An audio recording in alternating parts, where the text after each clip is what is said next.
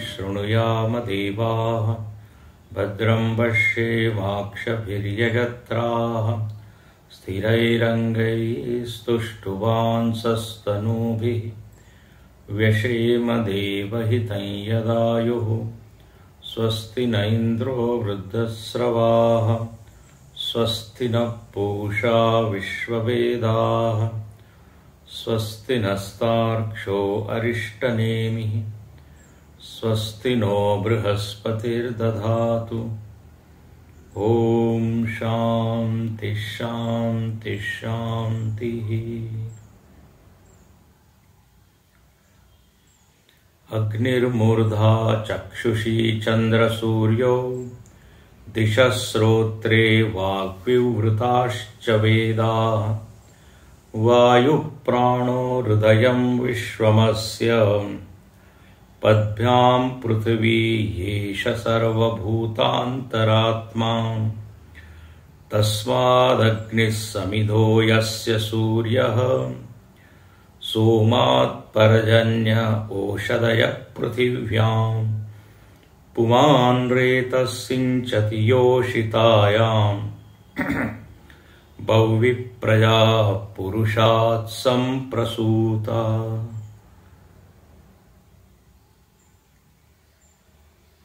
श्रुति ने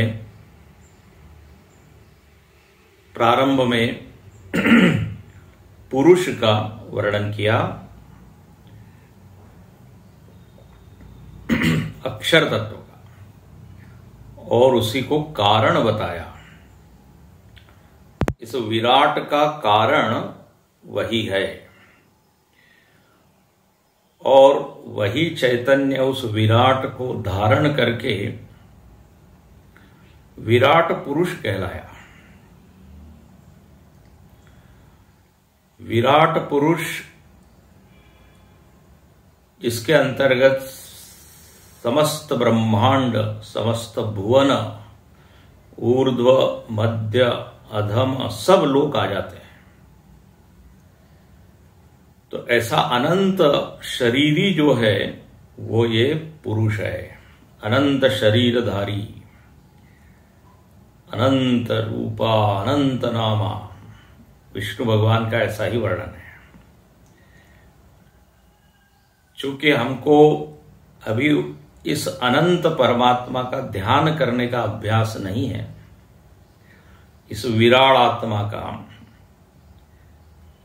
तो फिर हमको एक लघु रूप बताया जाता है कि जो विराट आत्मा है वही चतुर्भुजधारी, वही अवतारी, वही मूर्ति में विद्यमान है। मूर्ति is symbol of entire this पुरुष, रिप्रेजेंट, ये प्रतिनिधि है मूर्ति। तो जो उसका यह व्यापक रूप है उसका श्रुति ने बहुत अच्छे से यहां गान किया। जगत को जगत रूप में वेद नहीं कहता, बोले जगत जगत नहीं है, ईश्वर ही है। बोले आप तो कहते हो ईश्वर अमूर्त है, निराकार है। बोले हाँ, लेकिन एक उसका ये सोपाधिक रूप भी है। तो यहां पर कहा कि उस अक्षर पुरुष से पहले तो अंतरंग जगत आया। इंद्रिय, प्राण, मन ये सब उत्पन्न हुए और बाह्य जगत में पंच महाभूत आए और पंच महाभूत से नदी, पहाड़, पर्वत, सूर्य, चंद्र ये सब आए। और ये भाव रखिए कि ये सब उसके अवयव है, उसके अंग है। अंगों की कल्पना यहां की, लेकिन है वो एक सर्वभूतांतरात्मा। अवयवों में अनंतता है, उसके विभिन्न क्रियाकलाप है, लेकिन वो सबसे जुड़ा हुआ है। जैसे हम बिल्कुल पैर के आखिरी सिरे तक हम जुड़े हुए हैं और सिर के ऊपर के बाल तक जुड़े हुए हैं।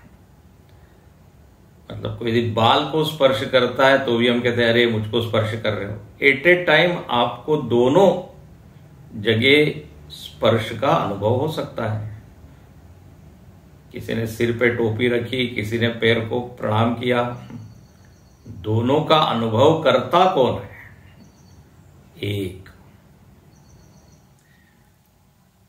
सती जी को जब मोह हुआ है तो सती जी को ज्ञान कराने के लिए भगवान ने ऐसी लीला की। वहां उनको अनंत ब्रह्मा, अनंत शिवजी और तरह तरह की सब चीजें दिखी, सब में भेद दिखा, लेकिन राम जी एक ही थे। तो वहां संकेत किया कि वो एक ही है, उसने अनेक उपाधियां धारण की है और इस अनेक उपाधियों की एक इकाई है, यूनिट है, उसको आप विराट कहते हैं। अच्छा, तो अब ये किस नाम से प्रसिद्ध हुआ? भूतात्मा, सर्वात्मा, विराड़ात्मा। तो ये तो हमने वर्णन देख लिया, उसकी आंखें क्या है, उसके प्राण क्या है, उसकी वाणी क्या है। अब तीसरा प्रकरण आता है, वो ये कि इसी विराट में क्या है, प्रजाएं उत्पन्न हो रही है। ये सबका अनुभव है, रोज हम देखते हैं लोगों के घर जन्म हो रहे हैं, जन्म। तो अब श्रुति इस विषय को हाथ में लेती है, इसलिए भाष्यकार यहां इस मंत्र की प्रस्तावना करते हुए एक वाक्य लिखते हैं, पंचाग्नि द्वारेण च याः संसरन्ति प्रजाः। ये प्रजा, जीवा, संसरन्ति, चलन्ति, गच्छन्ति, आगच्छन्ति। तो कुत्र आगच्छन्ति, कहां से ये सब जीव आते हैं? तो ता अपि तस्मादेव पुरुषात् प्रजायन्ते। ता अपि, वो जीव भी है। इसका मतलब क्या है? ये पंच महाभूत आदि तो वहां से आए ही, प्राण, मन, इंद्रिया। जो जीव है वो भी उसी पुरुष से आया। तस्मादेव पुरुषात् प्रजायन्ते इति उच्यते। अब ये प्रजा का जन्म कैसे हुआ, कैसे क्रम चल पड़ा है जन्म मरण का, तो यहां श्रुति अपनी शैली में बताती है, अपने ढंग से। अब देखिए, वैदिक भाषा है ना, हो सकता है ये भाषा समझने में हमको दिक्कत हो, क्योंकि हम इतने अधिक परिचित नहीं है ना वैदिक शैली से, भाषा से, पद्धति से। लोग कहते हैं आप आधुनिक दृष्टांत देके समझाइए, आधुनिक उदाहरण। तो मोबाइल का उदाहरण लीजिए, कंप्यूटर का लीजिए, तो बोले तब हमको बात समझ में आएगी। इसलिए हम लोग कहते हैं ये स्थूल शरीर क्या है, हार्डवेयर है, और सूक्ष्म शरीर क्या है, सॉफ्टवेयर है। जैसे मोबाइल में मैसेज आते हैं, किसी को हम डिलीट कर देते हैं, किसी को सेव करते हैं। अब ये सब कंप्यूटर की भाषा। ऐसे ही बोले मन में विचार आते हैं, आप विचार को या तो सेव करो या डिलीट करो, या हम फॉरवर्ड करते रहते हैं। तो ये प्रवचनकार क्या करते हैं, फॉरवर्ड करते रहते हैं ना विचारों को। तो अब ये क्या हो गया, आधुनिक भाषा हो गई। अपने दिमाग में अलग अलग फाइल्स बनी हुई है। आप जैसे ही सोचना शुरू करते हो तो आपने क्लिक कर दिया उसको, तो जो उस फाइल में था सब निकल आया। जो जो स्मृतियां थी वो सब, फिर लोग कहते हैं आपने याद करा दी हमको। तो ये उदाहरण हमको समझ में आ जाते हैं। अब लेकिन वेदों में आप देखेंगे उदाहरण, अब बोले एक पेड़ है, उसके ऊपर 2 पक्षी बैठे हैं, ऐसे ही जीव और ईश्वर है ना, ऐसा उदाहरण आता है। क्योंकि वो लोग प्रकृति के साथ में जीवन बिताते थे। तो उदाहरण आप देखेंगे कई बार नदी के, पहाड़ के, पशु पक्षी के। अब यहां जो उदाहरण है वो है हवन का, अग्नि का। बोले ये जो प्रजाएं, जो जीव का जन्म होता है, तो बोले क्या क्या कहां कहां से वो दूरी तय करके फिर आता है मां के गर्भ में। प्रजा का जन्म कैसे होता है, जीव का। तो यहां उदाहरण के रूप में लिया हुआ है क्या है, हवन या अग्नि। तो कल जैसे हमने संकेत किया था, और यहां भी लिखा है पंचाग्नि द्वारेण। अब देखो पंचाग्नि, आज के जमाने में साधु समाज में जो पंचाग्नि है उसका एक विशिष्ट अर्थ होता है। वो अर्थ है कि लोग जो है तपस्या करते हैं, साधना करते हैं, बड़ी कठिन तपस्या, चारों ओर अग्नि जला के बीच में बैठते हैं, पंचाग्नि तप उसको कहते हैं। तो उसका इससे कोई मतलब नहीं है, शब्द भले ही पंचाग्नि हो, लेकिन उस साधना का यहां कोई संदर्भ नहीं है, अर्थ नहीं है, हमने केवल बता दिया। क्योंकि समाज में अब जैसा कहते हैं वो बिहार स्कूल ऑफ योगा के स्वामी जी, स्वामी सत्यानंद जी महाराज, उन्होंने पंचाग्नि तप किया। स्वामी शिवानंद जी के वो शिष्य हुए। तो पंचाग्नि मतलब चारों ओर अग्नि जला के बीच में बैठ, इसको हमने पहले बताया था। बोले वो रिकिया में गए, वहां बहुत गर्मी थी, उनको सहन नहीं हो पाती थी।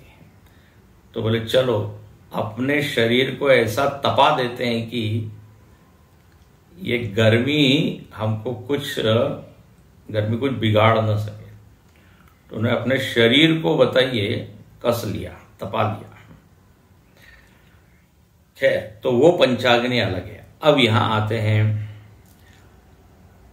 पंचाग्नि द्वारेण, ये जीव चलता है।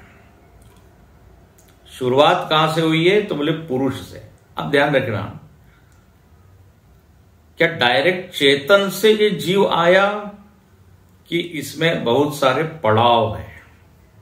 ये बड़ा इंटरेस्टिंग विषय है, एक्चुअली रोचक विषय है। तो यहां लिखते हैं तस्मात् परस्मात् पुरुषात्, उस परम पुरुष से। देखो हम सब लोग क्या बोलते हैं, परम पिता, हम सबका पिता कौन है, वो परमात्मा, हम उसकी संतान हैं। तो फाइनल अल्टीमेट अंतिम तो कारण वही है। सीधे हमको कारण अपने माता पिता दिखते हैं, लेकिन जो मूल कारण है वो तो क्या है, परम पुरुष। तो वही लिखते हैं तस्मात् परस्मात् पुरुषात् प्रजा अवस्थान विशेष रूप अग्नि सविशिष्यते। बोले वो जीव जो है प्रजा, वो आया तो पुरुष से है, लेकिन वो पहले एक एक अग्नि में रहता है। अब ध्यान से सुनना, यहां अग्नि शब्द आया है। तो अग्नि का यहां विशेष अर्थ क्या है, प्रजा अवस्थान विशेष। इसको आप याद रखिए, प्रजा जहां पे रहती है उसको अग्नि कह रहे हैं। अग्नि मतलब ज्वलनात्मक लपटे वाली जो अग्नि है, लपट वाली वो नहीं, यदा लेलायते यर्ची वो वाला नहीं है। काली कराली च मनोजवाच आया था ना पीछे। अग्नि मतलब जहां पर जीव का आश्रय जीव रहता है उसको अग्नि कहा है। और ऐसी 5 अग्नियां हैं वहां ये जीव रहता है और फिर उसका जन्म होता है। तो देखिए अब अग्नि का जो रूढ़ अर्थ है वो बिल्कुल अलग है, जो जलाती है वो अग्नि। अब यहां पे लिखते हैं जिसमें प्रजा रहती है जीव रहते हैं वो अग्नि है। ओ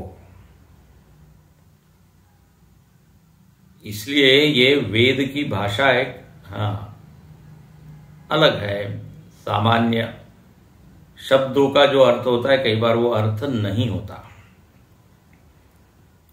तो अब वो प्रजा अवस्थान विशेष, प्रजा अग्नि में रहती है, तो यहां अग्नि का ये विशेष वर्णन है। अच्छा आप बताइए, तो अब पहला शब्द देखिए, तस्माद अग्नि समिधो यस्य सूर्य। बोले तस्मात उस पुरुष से वो मानो कि जीव चला। अब ऐसी आप कल्पना कीजिए, उससे वो चला और वो कहां पे आया, तो कहते हैं एक अग्नि में आया और उस अग्नि का नाम है ध्युलोक। ध्युलोक में वो जीव आया। अब ये अग्नि है ध्युलोक, इसलिए अब अग्नि है और यदि हवन यदि हो रहा है तो फिर उसमें एक समिधा भी होनी चाहिए। तो यहां लिखते हैं तस्मात् अग्नि समिधो यस्य सूर्य। ध्युलोक रूपी अग्नि में समिधा क्या है, सूर्य है। सूर्य मानो कि उस ध्यू में अपने आप को अर्पित कर रहा है। ध्युलोक में समिधा का काम, समिधा मतलब जिसकी आहुति दी जाए। तो अग्नि क्या हो गई, ध्युलोक। समिधा क्या हो गया, सूर्य। भाष्यकार देखिए, समिधो यस्य सूर्य समिध इव समिधा। ऐसा सूर्य उसमें जाके राख हो रहा, ये नहीं, समिध इव, एस दो मानो की वो समिधा है। जब वो समिधा डाली जाती है तो अग्नि प्रज्वलित होती है।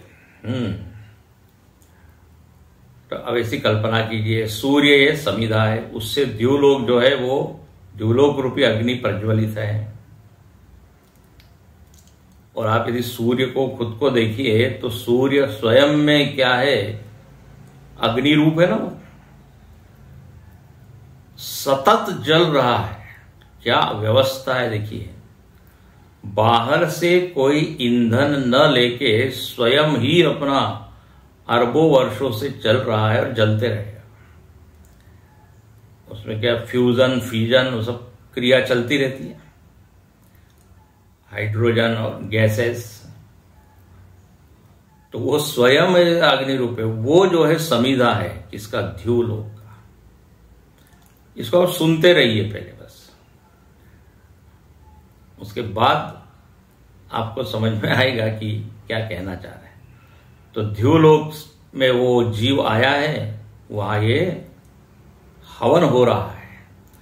अच्छा, इसके बाद क्या हुआ, तो कहते हैं ये जो हवन हुआ उसका परिणाम हुआ एक सोम उसमें से निकला। और सोमात् परजन्य, देखो भाष्यकार क्या लिखते हैं, सूर्येण ही ध्युलोक समिध्यते। वो ध्युलोक जो है वो इस सूर्य के द्वारा समिद्ध है, जल रहा है। अच्छा, अब ये हवन हुआ तो इसका परिणाम क्या हुआ, तो ततो ही ध्युलोकात् निष्पन्नात् सोम, सोमात्। बोले ये ध्युलोक में सूर्य का जब हवन हुआ तो उसमें से निकला सोम। सोम मतलब क्या है, चंद्रमा। अच्छा, बोले चंद्रमा निकला, और ये कैसे क्या अर्थ लगाए, अभी सुनते रहिए, श्रद्धा रखिए। समझ में नहीं आ रहा है तो भी श्रद्धा रखिए। ये मत बोलिए ये गलत है, ये कैसे हो सकता है। अरे आगे की सब चीजें आपको दिखाई देगी एकदम सही है, तर्क की कसौटी पे खरी उतरती है। तो आगे की चीज जो अभी बताई जाएगी वो यदि सही है तो ये भी सही है। हाँ, यदि पूरा ही असत्य होता तब तो रिजेक्ट कर दिया जाता, लेकिन आगे का सब एकदम युक्त है, लॉजिकल है। तो ये भी सही है, हमारे में ही थोड़ी कमी है कि हम नहीं समझ पाएंगे, क्योंकि सब चीज समझ में आ जाए ये जरा कठिन होता है। तब तो क्या बात है, फिर कक्षा की कोई जरूरत ही नहीं है। बार बार समझाने पर भी समझ नहीं आता तो ठीक है, कई चीज नहीं समझ में आएगी। तो यहां अभी पढ़िए, सोम की उत्पत्ति हुई चंद्रमा की। अच्छा, फिर क्या हुआ? तो कहते हैं सोमात पर्जन्य, चंद्र से किसकी उत्पत्ति हुई? पर्जन्य की। पर्जन्य मतलब क्या? वृष्टि। बोले ये श्रुति को मालूम नहीं है, सूर्य के कारण बादल बनते हैं, फिर बादल से सृष्टि होती है, वृष्टि होती है। यहां क्या लिख दिया? सोमात पर्जन्य, सोम से पर्जन्य। अब ये जो पर्जन्य है या वृष्टि है, इसको दूसरी अग्नि बोला है। भाष्य में देखिए, द्युलोकात् निष्पन्नात् सोमात् पर्जन्य द्वितीय अग्नि संभवती। तो पहली अग्नि है द्युलोक, दूसरी अग्नि है पर्जन्य। और अग्नि मतलब अभी हमने पहले बताया, जहां पर जीव रह रहे हैं, जीव का अवस्थान, जीव जहां पर आश्रय लेता है। तो द्युलोक में आश्रय लिया, फिर द्युलोक से पर्जन्य में वो आया, वृष्टि में आया। अच्छा, उसके बाद क्या हुआ? ओषधय पृथिव्याम। उसके बाद वो वृष्टि या जो पर्जन्य है, उसने अपने आप को समर्पित कर दिया। कहां? पृथ्वी में। पृथ्वी में आ गया।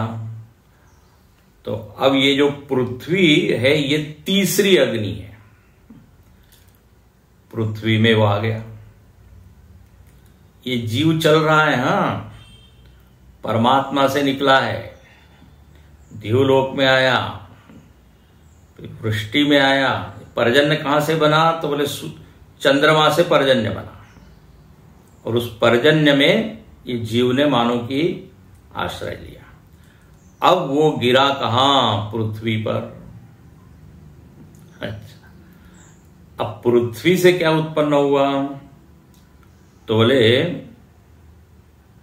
पर्जन्याद ओषधय पृथिव्याम संभवती। पृथ्वी से औषधि आई। अब औषधि का अर्थ है सारी वनस्पति, जितनी भी फसल है, गेहूं, चावल, दाल, जो कुछ भी है, जो भी हम खा रहे हैं अन्न, उस सबको वेद में यही शब्द आता है, औषधि। औषधय संभवंती, अनंत प्रकार की औषधि। औषधि मतलब केवल दवाइयां उत्पन्न हुई, ये नहीं। आपको औषधि शब्द का अर्थ पहले बताया है। औषधि दोषान धत्ते गुणान, जो दोष को हटाए, गुण को धारण करें, उसको कहते हैं औषधि। जो मेडिकल के दुकान में मिलती है उसी को औषधि नहीं बोलते। ये लक्षण जिसमें घट जाए, दोष को हटा दे शरीर के और गुणों को धारण करे। तो अन्न है, गेहूं इत्यादि, शरीर का पोषण उससे होता है। तो पृथ्वी से ये सारी फसल, औषधियां ये उत्पन्न हुई। अब यहां पृथ्वी को कहा है अग्नि, ठीक है। तो द्युलोक पहली अग्नि, पर्जन्य दूसरी अग्नि, पृथ्वी तीसरी अग्नि। अच्छा, अब क्या हुआ, उस पृथ्वी से औषधियां निकली। अब उस अन्न को खाया गया। किसने खाया? तो बोले पुरुष ने खाया। अब यहां शब्द आता है पुमान। पुमान मतलब पुरुष। भाष्यकार लिखते हैं औषधिभ्य पुरुषाग्नौ हुताभ्य। वो जो औषधियां थी, अन्न था, उसको खाया किसने? पुरुष ने। तो अब ये पुरुष जो है, इसको अग्नि कहा है, चौथी अग्नि। पुरुष में वो जीव आ गया। पुरुष में वो जीव आ गया। अब पुरुष आश्रय बन गया किसका? उस जीव का। इसे ध्यान रखना, अग्नि का अर्थ क्या बार बार होता है? अवस्थान। तो ये ट्रेवल कर रहा है, देखिए, प्रवास। पुरुष अग्नौ हुताभ्य। मानो कि वो जो औषधियां उसने खाई, ये भी एक तरह का क्या है? हवन है। औषधियां जो हम खा रहे हैं ये हवन है। इसलिए समर्थ रामदास स्वामी ने भोजन को कहा यह हवन है। सहज हवन होते दानिते यज्ञ कर्म। तो बोले ये हवन हुआ। पुरुष रूपी अग्नि में ये औषधियां आ गई। और ये औषधियां क्या है? उपादान भूताभ्य। ये उस शरीर को बनाने में उपादान का कारण काम करेंगे, उपादान मटेरियल का। अब पुरुष ने एक अग्नि को क्या कहते हैं, इस औषधि को ग्रहण किया, तो अब क्या हुआ? इसका परिणाम क्या हुआ? ये जो हवन हमने किया, तो उसका परिणाम ये हो गया पुमान रेतः। उस अन्न का अंतिम परिणाम जो निकला वो है रेतः, मतलब वीर्य। वीर्य उसका फल बना। अच्छा, फिर क्या हुआ? तो कहते हैं रेत सिंचति योषितायाम। वह जो वीर्य था, वह वीर्य स्त्री के शरीर में स्थापित किया गया। तो लिखते हैं उपादान भूताभ्य पुमान अग्नि रेतः सिंचति योषितायाम। योषित मतलब स्त्री। तो योषितायाम, या लिखते हैं योषितायाम मतलब योषिति योषाग्नौ स्त्रियाम। अग्नि रूप, स्त्री रूप अग्नि में वह वीर्य गया और वहां पर वह जो जीव है वो आश्रय लेता है। अब ये जो स्त्री शरीर है ये पांचवी अग्नि, ठीक है ना? फिर से सुनाते हैं। पुरुष से चला, ध्युलोक में आया, ध्युलोक से आया पृथ्वी में, पृथ्वी से आया, ध्युलोक से पर्जन्य में आया, पर्जन्य से पृथ्वी में, पृथ्वी से पुरुष में, और पुरुष से स्त्री में। ये जीव जो है यात्रा कर रहा है। अच्छा, और उसके बाद स्त्री शरीर में 9 महीने के बाद वो जो है मनुष्य लोक में फिर आया। इस तरह एवं क्रमेण बहु प्रजा ब्राह्मणाद्या, फिर सारे जीव ब्राह्मण आदि जो है वो आकार जो है लेके वो जीव प्रकट हुआ। अब देखिए ये क्रम बताया है। अब इसमें प्रश्न हम लोगों को बहुत आ सकते हैं। अब ये सबसे पहला प्रश्न है कि ये हमारा कौन सा जन्म है, कितनी बार इस तरह से हम गुजर चुके हैं, इसका कोई पता आता नहीं। ये मिस्ट्री है। अच्छा, अब ये यहां से तो हमको क्रम पकड़ में आ जाता है थोड़ा बहुत, अंतिम वाला कि पुरुष का स्त्री से मिलन होता है, उसके बाद जो है वो गर्भ धारण करती है और फिर जन्म होता है। अब लेकिन इसमें बड़े प्रश्न हैं कि आप कह रहे हैं वो पुरुष्टि से क्या हुआ, जीव नीचे आया, पहले वो पर्जन्य में था, पर्जन्य का अग्नि है उसमें था, और वो आया, तो बाप रे, अब कितने ड्रॉपलेट्स पड़ रहे हैं, कितना गैलन पानी है और किसमें वो जीव आया है, ये सब जानना कितना कठिन है। अच्छा, और मजेदार बात है, उस वृष्टि से औषधि उत्पन्न हुई, ओके, औषधि को सबने खाया, लेकिन ये कैसे हुआ कि पुरुष शरीर में ही वो आया? भाई माता जी लोग भी खा रही हैं, सब लोग खा रहे हैं वो जीव डायरेक्ट स्त्री के शरीर में नहीं आया, ये भी एक रहस्य है। उस अन्न से स्त्री का पोषण हो रहा है, स्वास्थ्य बन रहा है, लेकिन उस स्त्री में सीधे जीव प्रवेश नहीं किया, वो पुरुष में ही आया। अब है ना ये रहस्य। अच्छा, अब वो पुरुष इतना अन्न खा रहा है, तो कौन से अन्न में वो जीव आया? That is also again A question. गेहूं, चावल, खिचड़ी, इडली, डोसा, मालूम नहीं क्या क्या खा रहा है, अब किसमें वो जीव बैठा है ना ये रहस्य।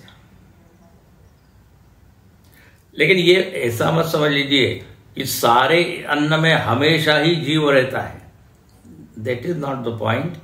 यहां पर मुख्य बात समझने की यह है कि जब भी जीव आएगा तो वो अन्न का आश्रय लेगा, इसको आप ऐसा समझिए। जब भी जीव है तो अन्न है, जब भी अन्न है तब जीव है, ऐसा नहीं है। रोज अन्न खा रहा है, मालूम नहीं कितने जीव वो ले रहा है। ये विषय बड़ा रोचक भी है और थोड़ा बुद्धि को हिलाने वाला है।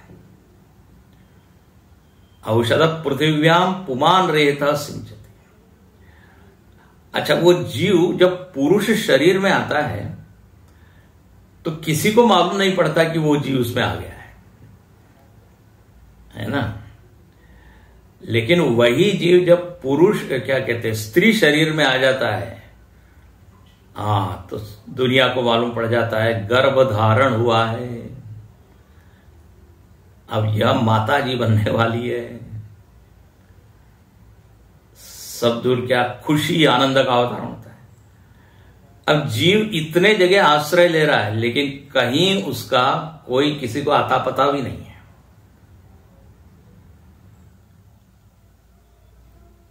जब वो स्त्री शरीर में आता है तब अच्छा, अब जन्म होने वाला है।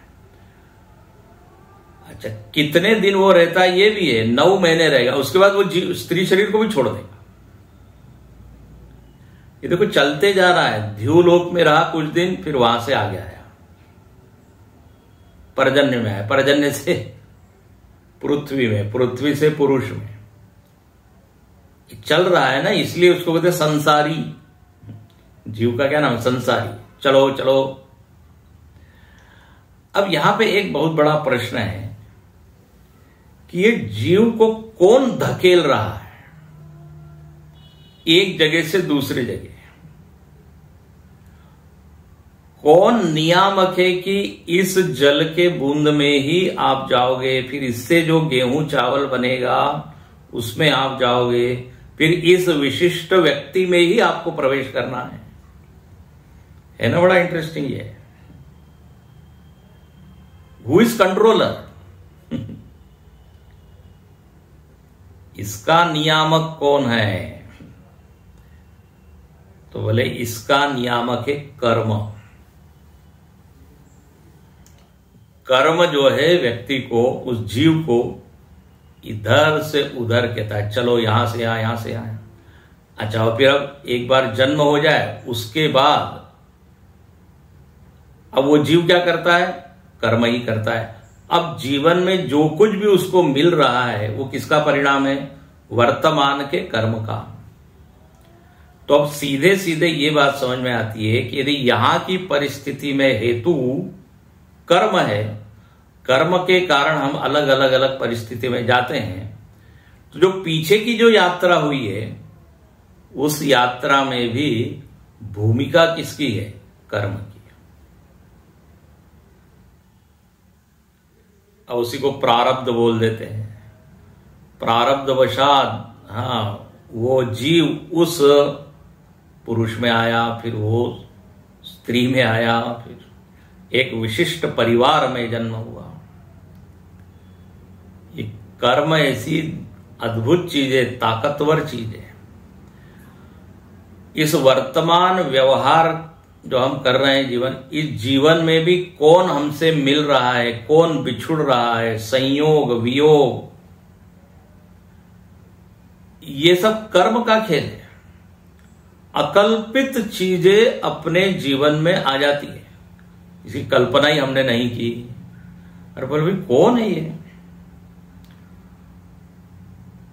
किसने इस व्यक्ति को मेरे पास भेजा और मित्र बनाया, शत्रु बनाया? किसने पिता बनाया, माता बनाया?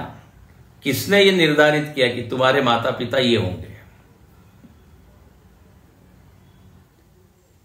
एक ही माता पिता के दो चार पुत्र हैं। यदि माता पिता ही केवल जिम्मेदार होते उन पुत्रों के, तो सब पुत्र एक स्वभाव के होते हैं। सबका स्वभाव एक, सबका रंग एक, सबकी ऊंचाई एक, लेकिन ऐसा होता नहीं। तो बोले ये कौन है? श्रुति कहती कर्म। तो सीधे सीधे हेतु कर्म है, मूल हेतु ठीक है, उस परमात्मा से हम निकले, यात्रा शुरू हुई वहां से। अब इसमें भी प्रश्न है, हम क्यों निकले हैं और कौन से कर्म थे जो हमको विशिष्ट, क्या कहते हैं, औषधि के साथ वो आए हैं,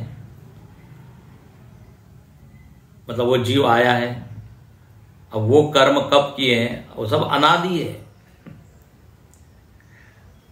हमको ये अंतिम जो टुकड़ा है इतना तो समझ में आ जाता है, ग्राह्य है। गर्भाधान होता है, जन्म होता है, उसमें कारण पुरुष है। वीर्य की उत्पत्ति होती है अन्न से, ये भी ठीक है।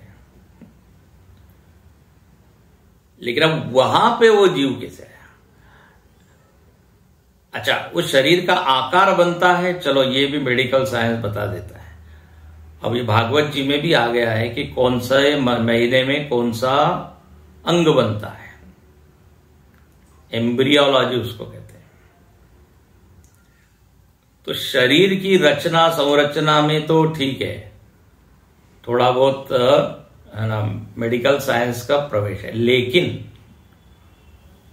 जीव कैसे आता है ये बड़ा मिस्ट्री है ये।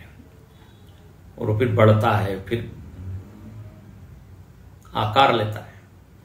तो यहां पर ये देखिए, श्रुति सब जानती है, इस व्यावहारिक जगत की बातें भी है। ध्यान रखना, श्रुति केवल बस दिव्यो यमूर्त, अक्षर अमूर्त, सच्चिदानंद इतना ही नहीं जानती है। ये जो समाज में जो कुछ घट रहा है उसका भी ज्ञान उसको है। देखिए, पुरुष से, जो परम पुरुष से ये जगत प्रकट हुआ, तो ये वास्तव में तो प्रकट हो नहीं सकता, क्योंकि चेतन पुरुष कभी बदलता नहीं है। इसलिए क्या है, विवर्तवाद है, परिणामवाद नहीं है, विवर्तवाद है। विवर्त मतलब मिथ्या रूप से आया है।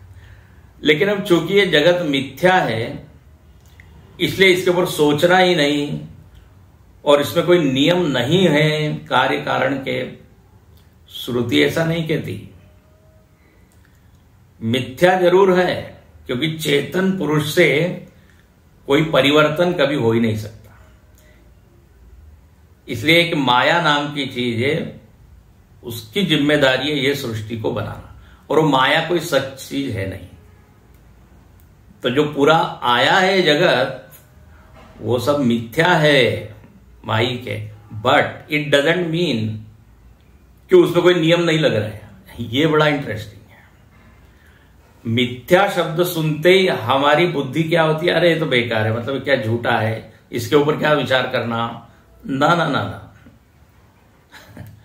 भले ही ये जन्म मरण मिथ्या है, झूठा है, लेकिन इसमें जो क्रम है, वो क्रम का यहां संकेत श्रुति करती है। तो ये भाव यहां पे मिथ्या है, उसकी इसलिए उसका एनालिसिस न करें, विचार न करें, विश्लेषण न करें, तो फिर तो पलायन हो जाएगा। तो यहां ये जीव की यात्रा का पूरा क्रम बताया। तो अब ये कर्म इसमें हेतु बन जाता है, और उस कारण यह बहुभी प्रजा, ये प्रजा क्या हुई, उत्पन्न हुई। कर्म के कारण कहते हैं ना, एक वो रामचरितमानस में कि जैसी होई भवितव्यता तैसी मिले सहाय। जैसा भविष्य में होना होता है, उस तरह से संयोग बनते जाते हैं। जैसा होना होता है, तो ये संयोग बनाने वाला कौन है? कर्म है। तो ये जीव को इस तरह से धकेलता है। वो बाली और सुग्रीव की कथा का प्रयोग आध्यात्मिक अर्थ यही बताया। जो सुग्रीव है वो जीव है, बाली जो है कर्म है, वो उसको एक लोक से दूसरे लोक में भगाता है सुग्रीव को। आध्यात्मिक अर्थ है। तो यहां पर इस तरह से ये पुरुषात् परस्मात् संप्रसूता, ये हो गया अंतिम बात। पुरुष से इस तरह से ये क्या जीव का जन्म हुआ। देखो, जो मूल था वो परम पुरुष था कारण, और इधर ये जो जीव है इसका सीधा सीधा पिता कौन, तो बोले ये पुरुष, मानव शरीर वाला। पुरुष से सीधा जीव नहीं आया, स्त्री में आया, फिर आया। इस तरह से ये 5 अग्नियों में वो जीव रह रहकर चल पड़ता है। ध्युलोक, फिर पर्जन्य, फिर पृथ्वी, फिर पुरुष, स्त्री, ये पंचाग्नि हो गई। अच्छा, अब अगला मंत्र 2 लाइन बोल के हम पूर्ण करते हैं। अभी अभी आपने बताया कि कर्म ही क्या है, कारण है जीव की यात्रा में। तो अब ये कर्म कहां से आया भाई?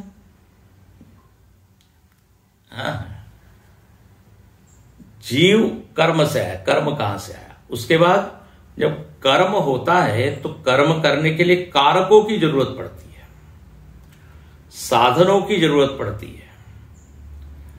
कर्म को कैसे किया जाए उसकी विधि बतानी पड़ती है। भाई कोई भी काम आप करते हैं तो कारपेंटर है या मैकेनिक है तो अपने बच्चों को सिखाता है ना, इस तरह से करना, हथौड़ी इस तरह से लेना, स्क्रू ड्राइवर इस तरह से लेना, विधि बताते हैं। तो बोले अब ये मनुष्य इतने कर्म कर रहा है, उस कर्म करने का तरीका वो भी जानना चाहिए। तो वो तरीका, वो विधि कहां है? वो विधि कहां से जाने?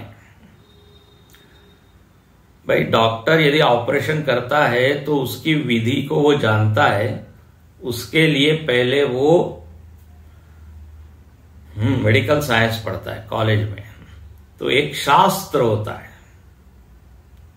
वैद्यकीय शास्त्र, चिकित्सा शास्त्र, वो शास्त्र उसको कर्म करने की विधि बताता है। तो दो तीन चीज हो गई। कर्म के कारक लगते हैं, वो कहां से आए, कर्म कहां से आए, कर्म की विधि बताने वाले शास्त्र कौन से हैं, वो कहां से आए, फिर उस जीव ने वो कर्म किए, फिर वो उसका जीवन आगे चला है। तो यहां पर इसलिए भाष्यकार अगले मंत्र के ऊपर एक पंक्ति लिख देते हैं, किंच कर्म साधनानि फलानि च तस्मादेव इतिहा। बोले वो जो जीव कर्म कर रहा है, तो कर्म करने के साधन और कर्म का फल, उन सब का मूल भी क्या है, तस्मात्। तस्माद वा ये तस्मात जाए, तो उसी चैतन्य पुरुष से ही ये सब आया। तो आप सुनिए इस मंत्र को, तस्माद् ऋचः सामयजुंषि दीक्षाम् यज्ञाश्च सर्वे क्रतवो दक्षिणाश्च संवत्सरश्च यजमानश्च लोका सोमो यत्र पवते यत्र सूर्यः तस्माद् ऋचः सामयजुंषि दीक्षाम् यज्ञाश्च सर्वे क्रतवो दक्षिणाश्च संवत्सरश्च यजमानश्च लोका सोमो यत्र पवते यत्र सूर्यः। तस्मात्, देखिए यहां पर भी आया तस्मात्, उसी से। कथम, किससे, तस्मात् मतलब उससे, किससे, तस्मात् पुरुषात्, उस पुरुष से ये चार वेद आए। देखिए, और ये चार वेद हमको सिखाते हैं कि कर्म किस तरह से किया जाए, ठीक है ना। इसलिए साधन पंचकम में लिखते हैं भाष्यकार, वेदो नित्यम अधीयताम तदुदितम कर्म स्वनुष्ठीयताम। बोले कर्मों का अनुष्ठान करने के पहले कर्मों को कैसा किया जाए, उसका एक मार्गदर्शन आप ले लीजिए। बोले कहाँ है वो, वेद है। इसलिए गुरुदेव हमेशा कहते थे ये भगवत गीता क्या है, तो कहते हैं मैन्युअल है, जीवन जीने की विधि बताने वाला जो ग्रंथ है वो है गीता। तो ऐसे यहां लिखते हैं वेद। कोई मशीन हम खरीदते हैं तो मशीन के साथ एक बुकलेट आती है, वो बताती है, मार्गदर्शिका होती है, इसको इस प्लग में लगाइए, फिर इस वायर को यहां लगाइए। बिना पढ़े यदि कोई वो करता है तो वो मशीन खराब हो जाती है। ऐसे ये जीवन खराब हो जाता है यदि शास्त्र सम्मत न हो, वेद या जो धर्मशास्त्र जो बताते हैं उस तरह से यदि नहीं किया जाए तो इसको देखेंगे कल। ओम